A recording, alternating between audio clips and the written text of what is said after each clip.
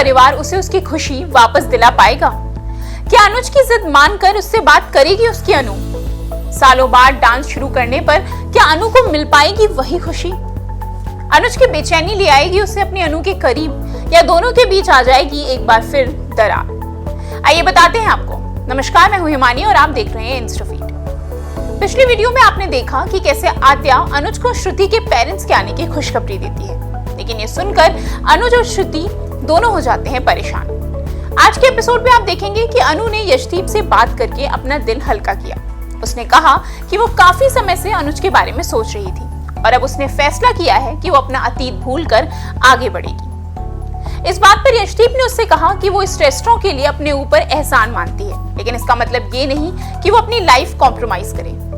लेकिन अनु के अकॉर्डिंग उसने ये फैसला अपनी मेंटल स्ट्रेंथ साबित करने के लिए लिया है और उसे ये करके सच में अच्छा लग रहा है।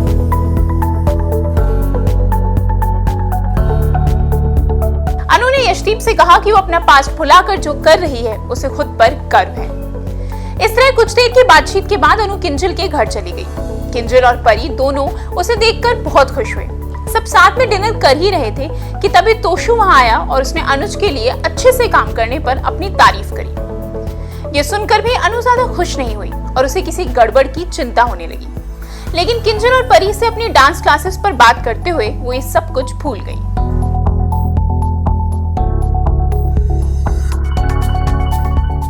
किंजल ने इतने सालों बाद एक नए देश में अपना पैशन फॉलो करने के लिए अनु को बधाई दी। वहीं परी ने अनु को याद दिलाया कि क्लासिकल डांस के लिए उसे घुंघरुओं की जरूरत पड़ेगी। ये सुनकर तीनों मिलकर अनु के लिए घुंघरू बनाने में लग गए। अगले दिन जब अनु डांस सीखने गई तो एक बच्ची ने सवाल किया कि वो इतनी बड़ी होकर भी बच्चों के साथ डांस सीख रही है। इस बात पर अनु ने उसे समझाया कि कुछ भी सीखने की कोई उम्र नहीं होती। एपिसोड के एंड में दिखाया गया कि अपने मन में यशदीप और अनु को लेकर पैदा हुई जलन से परेशान होकर अनुज ने अनुपमा को कॉल किया। अनु के मुंह से अपने लिए मिस्टर कपाड़िया सुनकर उसे बहुत बुरा लगा। जब अनु ने उसे किसी भी इंक्वायरी के लिए यशदीप से बात करने को कहा तो उसने जिद की कि वो सिर्फ अनुपमा से बात करना चाहता है। अब देखना यह होगा कि इस पर अनु क्या जवाब देती है। क्या वो अनुज की जिद के आगे झुककर कर लेगी अनुज से बात, या डटी रहेगी अपने फैसले पर? अनुज और अनुपमा का रिश्ता पिछले कई सालों में कई उतार चढ़ावों से होकर गुजरा है। अब ऐसे में देखना ये है कि इस बार क्या दोनों के बीच के मतभेद दूर हो पाते हैं या फिर कोई आंधी ले उड़ेगी उनकी खुशी।